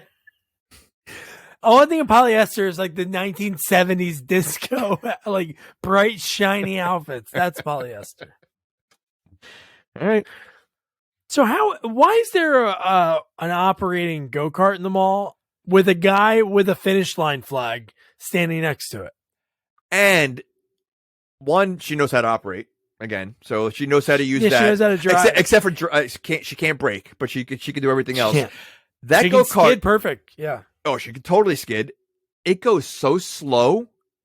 How does no one be able to catch up to her? It literally goes so slow. The only time it goes fast is when it goes out of the building and it's on the highway, on the streets. But inside the mall, you can see like people are like dodging out of the way, like. They like it's like a huge car coming at them. Like they easily could have dove on him and knocked him off the go-kart. Like it was so dumb. It was so. And why is it there? What was the point? Why was it there? Exactly. And then why is that there? And then why is the Count in full knight armor that fits him perfectly? That fits him perfectly. Did he bring that all the way from his country? Well. Where did his henchmen get their clothes? So maybe he has like, you know, magic that could bring whatever. But because where have you ever seen a knight's outfit at any mall ever? Like, what store would have? What would be the purpose of having a knight's outfit or knights in the mall? Nothing. Maybe the store Night and Day. And not only was he in the shining armor, he also had a mace, like the old medieval mace. Well, what and he goes to swing it and. Wait, what knight outfit would not have a mace? You're gonna tell me you're gonna have a sword? Oh, so that would be okay then? Like you act surprised, like he has a mace, but a sword, yeah, that's not surprising. But the mace, that's crazy. I think most knights have a mace. And then most, yeah. Well, I think so. It would have been funny if he had a can of mace instead. Yeah, that'd been funny. And he's yelling at his Stooges, I told you to get me a mace. Sorry, boss. Boss, this is a mace. There's like Three Stooges kind of part, but no, the go-kart just runs him over. He doesn't even like do anything. And then, like you said, they go into the streets. It gets away, and she's so smart, she's like a dog. She remembers how to get back to Jason's house. She's been there once in the middle of the night. Once, and that go-kart was supercharged to make it as far to his house because he had to drive there. So, what are the odds of his house being that close to the mall? I don't, because it seemed like the mall is kind of like in a city, and his house is totally like in burbs. So I can't imagine. Oh yeah. So at least 40 minutes. A half hour, 40 minutes. He had a nice drive in the beginning of the movie because he ate his breakfast sandwich that his mom gave him. Right. So I don't think his car, the go-kart's making it that far. Yeah. Oh my God. And then from there, what happens? Jason goes to the house. I love that there was a parking cop, a meter maid that put a ticket on the go-kart. But then the cops are there, and they get there in like a few minutes later. I think they're already outside, right? He runs upstairs to find her. Yep. And isn't she watching? She's watching something, but she has all her. She's watching the videotapes from the mom. Okay, so right, the dating tapes. Right, correct. So she's watching the videotapes, but not to mention that she just ordered that furniture. 10 minutes ago? Oh my God! And it's there. It's delivered. Not only is it delivered, it's set up. So they delivered it and set it up within had to be 10 minutes. I mean, it that was so ridiculous. So the fact that this doesn't make up for the craziness of that. But do you remember the sleazy salesman? He's like, oh, "I do have a spot. We could deliver this morning." Yes, he did say that, but I know. It's just so stupid. It's like it's again, we're talking about distance to the house and all that. By the time they pack it, they find it. It was delivered and set up in 10 minutes. So would he be angry? Like, dude, I just started this job. I'm in the hole. I've been working a day. He did make a face when she said, like, "Oh yeah, I put it on your car." Like he did make some kind of face. But again, you said she's good looking, so you kind of like dismiss it. Yeah, you gotta just. Oh, I'm in the hole. How much is this furniture? Oh, $3,000 by 1991 standard as an entry level. Oh, I'll have to work 2 months for. Well, free? I think he's also at this point he's thinking like, you know what, he doesn't have a job anymore. Like the odds of him continuing that job. Yeah. So he's probably like, you know what, I don't even care. I'm not even an employee anymore. That is true. So then he goes downstairs because he hears the cops. Jesse stays in the room. The Count gets upstairs, and she, again, to add to what we've talked about the whole time, she goes, "Sorcerer," and he doesn't say no. Yep. He just goes along with it because that's who he is. It is 100%. That's who he is. And I was a little like, I thought she would have put up a little fight about putting the necklace on. He literally walks so slow towards her. Why didn't she just run out of the room? Exactly. She knows there. what happens. 100% she knows what happens. And he just walks slowly and puts it on her and then carries her downstairs. So stupid. So stupid. Oh my God. Yeah. Just walks her down like it's nothing. And then the Count. So the Count's plan after this is to leave his wife, the Queen. He's going to leave after the show. They're going to go to Bermuda. Wait a second. So the Queen is his wife? I think so, right? Why would the Queen be okay with all this? I don't think she was. Remember, she was yelling at him when he called the one time. Well, because I don't think he's okay with it, but that's why it's a secret plan. He goes, "Okay, guys, as soon as the show's over, like, why does it have to be a secret? Like, the mall, the department store could give two shits what you do with this thing afterwards. They're gonna go on to the next musical that they're gonna do, maybe Susical, and then from there." You could just do what you want, but he's like, "Okay, after this, we're going to Bermuda." It's like, okay, who cares? But so his secret, he wants to have a big production where hundreds of people look at this mannequin. That's not really a secret. Turns him on. Maybe that's what he's into. He goes, "I want all these people to come around from everywhere, watch her, and then I'm gonna take her to Bermuda." It's like, okay. What if his plan was not even to make her human, to keep her as a mannequin because he's in love with the mannequin? Yeah, because he's creepy enough that I could see that working. Oh, he would love that. He would fit that demo that we were talking about earlier. Like he's the one that is into it. He's the one who warns a new employee, like, "Hey, I know it's going to be tempting. Don't make out with it." It'd be great if he had like a fake mole with a hair on it and he puts it on her too. Just like, you know. Yeah. It super glues it right on. So then, so we get Hollywood. Jason goes to jail. Hollywood, great scene. This is classic. I love this scene. Yeah. It's 80s, like pretending to be somebody, and he breaks. Like you think at first, I thought it was like earlier in the movie when we saw him as the bouncer, but it wasn't Hollywood. It was a bouncer. Yep. I thought it was the same kind of thing, but no, it was him because he was so serious, so stern, and then he like broke when he was nervous running away. Like I was dying. Yeah. No, he's so funny. I mean, he's such a good actor. Like he really like again to me like he was one of the ones that stole the scenes in the first movie, and he was great. This was a very funny scene. Yeah, and who's the getaway driver? Jason's mom. You know what would be funny if he was, you know, he was dressed up as like a general, but he had like high heels on. So and they didn't notice until he left, until he walked away, and then they looked down, and they saw the heels on him. I think that could have been really good. That would have been good. God, and then we cut to back to this the play's getting ready to start. So Jason has to sneak in. He sneaks in wearing a huge afro.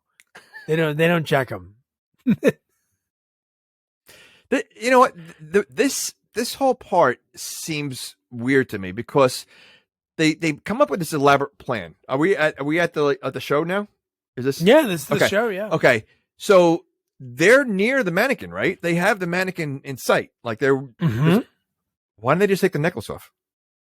Like, why go through that whole production to take it off later on? Why didn't they just take it off and leave? The Count was waiting in the audience.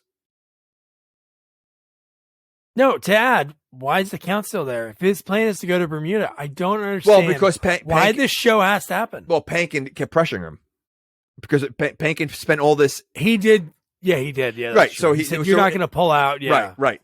But I mean, the fact that they're literally next to the mannequin now, they have this, but they do this whole plan when they easily could have taken the necklace off and then just left right there, knowing the Count was in the audience. How stupid was that? Very, very stupid. Yeah. Okay.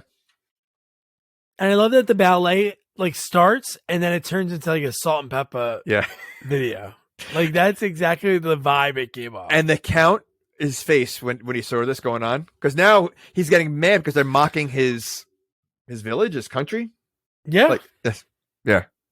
He doesn't like that. And then Hollywood's wrapping the plot of the movie. Yeah. The whole movie. Yeah. Like a peasant girl. How is that their plan though? Like I don't understand what. So their plan was to put it out there in front of everybody to see that she's turns into a real person. I don't know. Like I don't like. It seemed like a big. I think Hollywood was thinking of himself, and he's like, "Listen, I put together this huge production. How awesome if I could show presentation, you know, and the fact that I'm gonna do this like big climax of the show where she's gonna turn into a woman, and everybody's gonna love the show. Like he wasn't thinking about getting her to get away; it was more about the show. He was all about me. That makes sense. His name's Hollywood, and he's in Philadelphia, so he really wasn't helping him the whole time. He was thinking about the show and thinking about himself. Yeah, and the fact that what was the original song they had planned that everybody like knew the dance for, that he turned into a freestyle rap about everything that was happening around them. And think about that. He came up with that rap last minute. Yeah, because up until the point he got there, before they had the plan, they had one thing going on, and he was able to do that right away. Yeah. Okay. Yeah. All right. I think he's wasting the audience involved. He's wasting his talent in a mall. Yeah, I love that throughout the whole movie, his sunglasses are so great because they have different size eye frames. Well, he had scissors. He had scissors in the beginning. I love that one. Yeah, well, in the first movie, his one in the first movie was great. The two different colors, like the triangles. Oh yeah, yeah. So no, he was great designing women. He was awesome on. I think he passed away a few years ago. He was only like 60 something, I think, when he died. or so I thought. Oh yeah, but yeah, he crushed it in designer. Like to me, he was designing women. Like that. Like oh yeah, it was awesome. And it's funny. He was married. Like I thought like he plays that role well, but it's like the guy in Modern Family. Like sometimes like you would never know if you didn't know the whole story. Yeah. No, he's so good at it. Yeah. So then Jason is the prince, and then he's able to free the curse forever because. Okay. See, yeah. Now, the Count being the Count, he has to be the prince because he knows how to sword fight and do flips. Okay. Now, I think he said something that I used to fence. Fine. I can buy that. He wasn't really good. The Count really kicked his butt in that.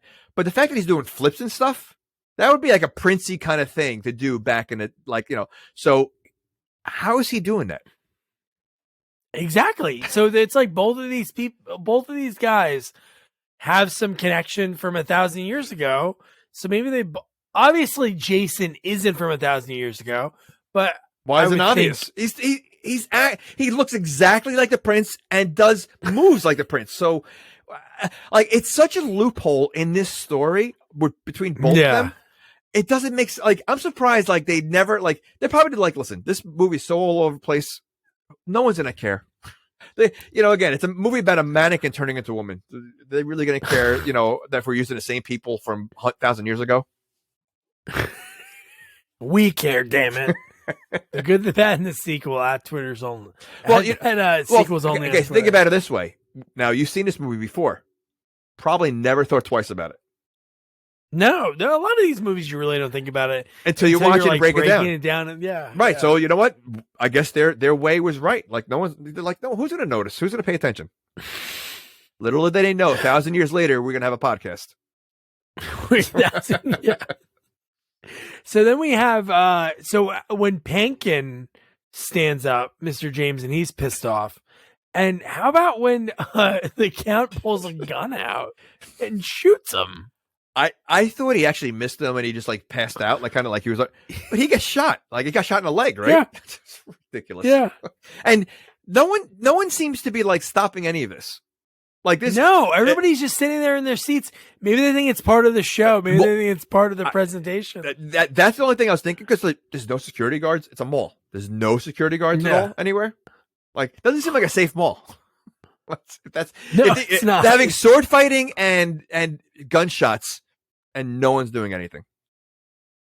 Yeah, Pankin would be fired. Even when he recovers from this, he should get canned. How do you let this happen under his watch? Where's Andy Ackerman, the security guard, the ginger security guard? He should be there, right? Oh no, well no, he's with the perfume lady now, isn't he? Yes, yeah, he is already. Yeah. Okay, so yeah, he moved on. Yeah. Oh well, no. And then Andy uses the perfume. No, to the hairspray. Spray the German guys. The hairspray. Hairspray. Yeah, that's true. Okay. And then that's when the perfume girl falls in love with him. That's all it took. Just spraying hairspray on a guy, and she fell in love with him. Don't forget. Yeah, because earlier when he asked Hollywood for advice, he said Hollywood's advice is jewelry, big jewelry. That's what you should get her. Yeah, but he doesn't. But she was around perfume, the sexy perfume, all day.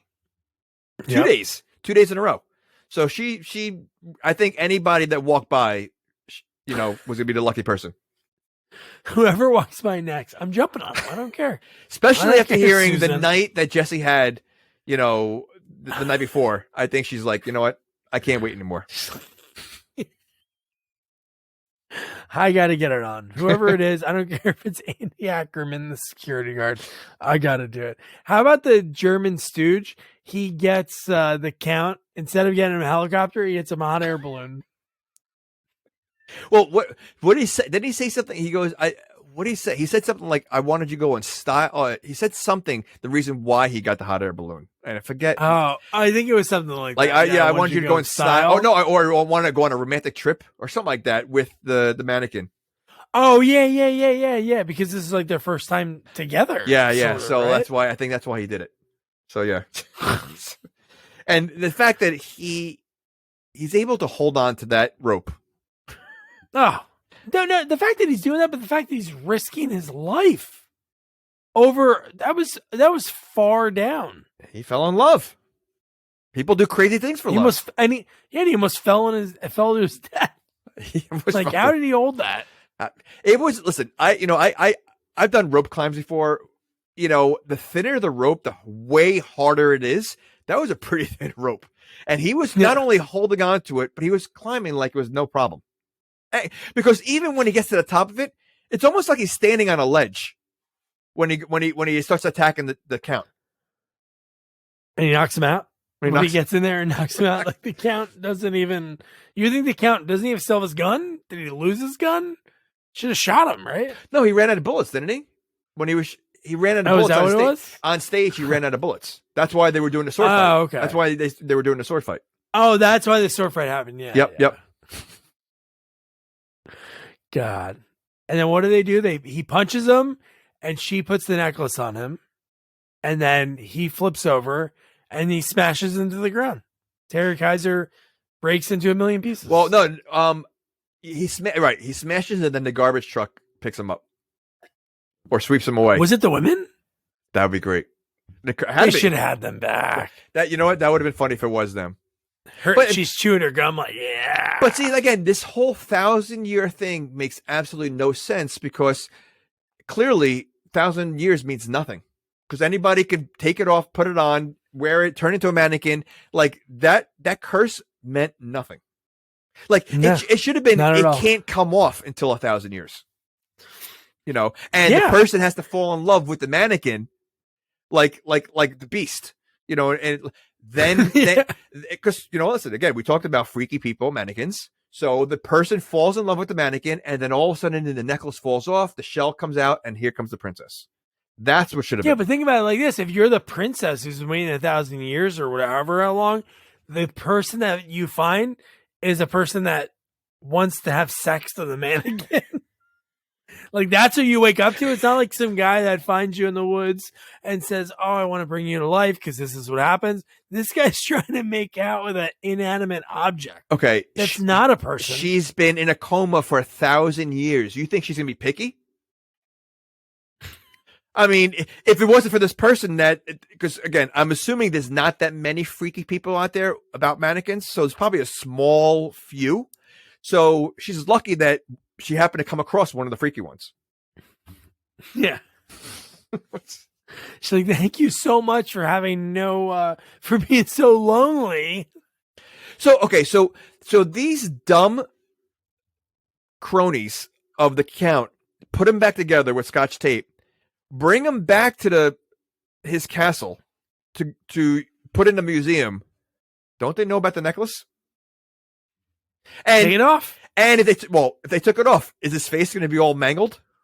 That would be funny. So if there was another one, or if they had a scene at the end, that would have been pretty funny. If he took it off, he was all mangled, and then he falls off a cliff or something like that. Oh yeah, that's hysterical. Wow, you know what? That sounds like a great happy ending. He's all mangled from falling off a building, but he comes back to life. And instead of maybe turning over and becoming a good person, he falls off a cliff and dies. That's a great ending. Roll credits. Hit Q Starship. Amazing. Oh my God. And then we get in the hot air balloon. It's just Jason and Jesse left. They make out to Starship. And then you mentioned the end of the movie. The very end is they got married. They got married in a courthouse. So they got married within knowing each other 3 days? 3 days. On the third day, they got married. Is it easy to get a hot air balloon like that? Well, the Stooges might know someone. I don't know. Okay. But man, for that to happen, man. No, and again, the tour lady knows the whole history about the Count because she's giving a tour guide about the Count and giving a story on that. Where's she getting that story from? On day three. Where's she getting that story from? Did the Stooges fill her in, or was there that many newspaper articles or people spoke about it, and then they're like, okay, I know everything now in 3 days. Newspaper article in 3 days. Man, so that was Mannequin 2 on the move. Man, that was fun to talk about. Jamie, would you recommend for somebody to watch this one? Yeah, I you have to. I think you have to watch the first one too. I mean, there's definitely some similarities, story wise. The first one is definitely way better, but you know what? This is a good movie. I mean, it's a movie where it's gonna, like you said, nostalgia. It's gonna bring you back. It's silly. Kiser crushes it. Pankin crushes it. And I think it's a fun movie. I think it's definitely worth a watch. Maybe they didn't have to do as many montages that kind of filled, was a little filler. But no, it was. I definitely recommend it. Yeah, I have to agree with all of that. And then it's funny when you just mentioned Pankin, and you got Hollywood back, and Terry Kiser, Ragsdale, Swanson. There's even Andy Ackerman, Perfume Lady, the mom. There's not one person in this movie I'm like, you know what? They could have done a better job casting. The cast is all great. That's what I feel like comedies today are missing. I feel like when you go back to the 80s and early 90s, they had movies comedies like this that had multiple characters that would constantly pop up, that were part of the story, that they would somehow end up in the beginning to the middle, and that's what makes the movie great. Even the side characters. And I think that's what comedies today don't have. They focus so much on the main couple people, and that's it. So yeah. Yeah, there aren't those new age character actors that are in comedies that, no, you're right. Yeah. That's why the movies that do nail that are the ones that are good, like Hangover. Yep. The original movie. Each side character, little story you saw, they're all great people, like Brian Callen from Mad TV, the comedian, running the wedding business. That's funny. If that was some random guy reading lines, right, it would have sucked. Right. 100%. But yeah, you got to see Mannequin 2. Dude, Kiser. What he does in this movie. And it's so funny that there's so many times throughout it, and again, I believe it, but that they mention that it's that guy. I know. It has to be. There's no way. And you know what? Again, I think that's what's great about 80s and early 90s movies, that there's so many plot holes that don't make sense, but they don't have to. They don't have to make sense because the movie's just gonna be entertaining, And what was great is, again, we mentioned it earlier. It ended with Starship's song, and it's that's such an 80s song. It was such a big montage in the first movie, and it just brought it full circle. It was pretty cool to hear it at the end. But I wish it had its own song. I wish it had its own 80s song. And no, I agree. But great video if you ever watched it. Anybody listening? Because it's from the movie, and Hollywood's in the end of the movie because the singer of Starship, he turns into a mannequin at the very end. Yeah. It's pretty great. Yeah. But man, so then we go from Mannequin 2 to Escape from LA, because the way we did it, because Stuart Pankin and Peter Jason, they have a new movie coming out by Saban Films called Deep in the Forest. It's a video on demand May 31st. So we're doing back-to-back reviews, which is going to be fun because Escape from LA brings back our action sequel expert. Is this an action movie? I don't care, but Andrew needs to come back, and Andrew Powers is back for, I think, his 6th or 7th time, so that'll be a lot of fun. Kurt Russell, I know Stacy Keach is in this movie. I think he plays the president. Robert Carradine's in this movie, and a ton more. Of course, Peter Jason's in the movie. Jamie, do you remember this movie at all? I remember one scene, and he's surfing, I think. Him surfing. That's the only scene I remember. I don't... surfing into a prison. Yeah. So, I mean, it should be a wild movie, I'm assuming. I might not even seen the whole movie. I might have just seen that clip. I don't remember it at all, but I'm sure it's a crazy movie. I'm excited because Carpenter did do that movie. No matter what it's going to be, it's going to have a lot of his actors. That you haven't seen it? Doesn't all that? I haven't seen it since I saw it probably in the 90s on the Illegal Black Box. I've definitely seen it because I remember everybody in it. I don't think I saw the first one. I know the first one's a classic. Oh. I don't know if I ever saw that one. I think I would watch that one before this one. Just because. Oh, you got it. You have to. Yeah. Joe Alves, production designer from an art director from Jaws. He worked on Escape from New York. So no, It'll be fun. So don't forget to review, rate, share our podcast. Follow us on all social media at Sequels Only. And don't forget to check out our website, sequelsonly.com. Good night. Good night.